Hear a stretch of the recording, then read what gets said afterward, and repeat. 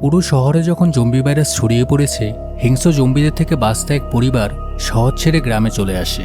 কিন্তু তারা জানতো না এখানে তাদের জন্য কোন বিপদ অপেক্ষা করছে। আসলে সারা দেশে জম্বি ভাইরাস ছড়িয়ে পড়ায় বেশিরভাগ মানুষই জম্বিতে কনভার্ট হয়ে গেছে। শহরের পরিস্থিতি খারাপ হওয়ার কারণে ফ্রান্সিস কোনোমতে তার পরিবারকে বাঁচিয়ে গ্রামে চলে আসে। সে তাদের পুরনো ফার্ম হাউসে পৌঁছে গেছে, এই আশায় যে তার পরিবার নিয়ে তারা ভালোভাবে এখানে থাকতে পারে। ভেতরে প্রবেশ করার পর সবকিছু ছড়ানো ছিটানো অবস্থায় দেখতে পেয়ে সে কিছুটা অবাক হয়ে যায়। ফ্রান্সিস তার বাবা মাকে ডাকতে থাকে। এরপরে সে তার বাবার ঘরে গিয়ে সে দেখতে পায় তার বাবা মরে পড়ে আছে। তার হাতে একটা বন্দুক ছিল, সে নিজেকে গুলি মেরে আত্মহত্যা করেছে। ফ্রান্সিস তখন বুঝতে পারে তার বাবাও জম্বি ভাইরাসে ইনফেক্টেড হয়ে গিয়েছিল এবং জম্বি হবার আগেই সে নিজেকে শেষ করে দিয়েছে। ফ্রান্সিস সেখান থেকে বন্দুকটি নিয়ে নেয়, সাথে তার বাবার হাতে পড়া ঘড়িটিও। ঘরের বাইরে যেতে সে কারো আওয়াজ শুনতে পায়। ফ্রান্সিস পাশে তাকিয়ে দেখতে পায় তার মা বিভৎস চেহারা নিয়ে শুধু সরি বলছে আর তার মাথা ঠুকছে। এমনকি তার শরীরও অর্ধেক কাটা অবস্থায় ছিল। অর্ধেক শরীর নিয়েই সে ফ্রান্সিসকে অ্যাটাক করতে আসে এবং তাকে কামড়ে দেওয়ার আগেই ফ্রান্সিস তাকে গুলি করে দেয়। সে তার বাবা মায়ের লাশ মাটি চাপা দিয়ে দেয় এবং সে বুঝতে পারে এই গ্রামেও ভাইরাস ছড়িয়ে পড়েছে, তাই তাকে আরো সাবধান থাকতে হবে। তারপর তারা ভ্যানে করে যাত্রা শুরু করে।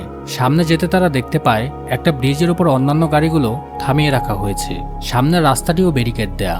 এসব দেখার পর ফ্রান্সিস জানায় তাদের পুনরায় ফার্ম হাউসে ফেরত চলে যাওয়া উচিত। কিন্তু আইরিস বলে রাস্তার এক পাশ তো ক্লিয়ার আছে। এই বলে সে গাড়ি থেকে একাই নেমে ব্যারিকেড ভাঙতে চলে যায়, কিন্তু কোনোভাবেই সে ব্যারিকেড ভাঙতে পারছিল না। শব্দ পেয়ে তখন আচমকা এক জম্বি তার সামনে চলে আসে। এটা দেখার পর আইরিস সেখান থেকে পালাতে থাকে। ফ্রান্সিস তখন গাড়ি থেকে নেমে সেখানে গিয়ে গুলি করে জম্বিটাকে মেরে ফেলে আর আইরিসকে বাঁচিয়ে নেয়। কিন্তু গুলির শব্দ পাওয়া মাত্রই একদল জম্বি সেখানে চলে আসে। তারা তখন বাচ্চাদের গাড়িতে অ্যাটাক করে। কোনো উপায় না থাকায় ফ্রান্সিস জম্বিগুলোকে তার দিকে আকর্ষিত করে। তাকে প্রায় ধরেই ফেলছিল। কোনোরকমে সে নিজেকে ছাড়িয়ে সেখান থেকে পাওয়া একটা গ্রেনেড তাদের দিকে ছুঁড়ে মারে এবং এবারের মতো সবাই রক্ষা পেয়ে যায়। গাড়ি স্টার্ট না নেয় তারা দীর্ঘপথ হেঁটেই ফার্ম হাউসের উদ্দেশ্যে চলতে শুরু করে। তারা কথা বলার সময় লক্ষ্য করে যে গুলির শব্দ পেয়ে একটা জম্বি তাদের সামনে দাঁড়িয়ে আছে। ব্যাপারটা তখন কিছু মনে না করলেও একটু পরে তারা দেখতে পায় শুধু একটা না, জম্বির একটা বড় দল তাদের দিকে অগ্রসর হচ্ছে। তারা দেরি না করে সেখান থেকে পালাতে শুরু করে।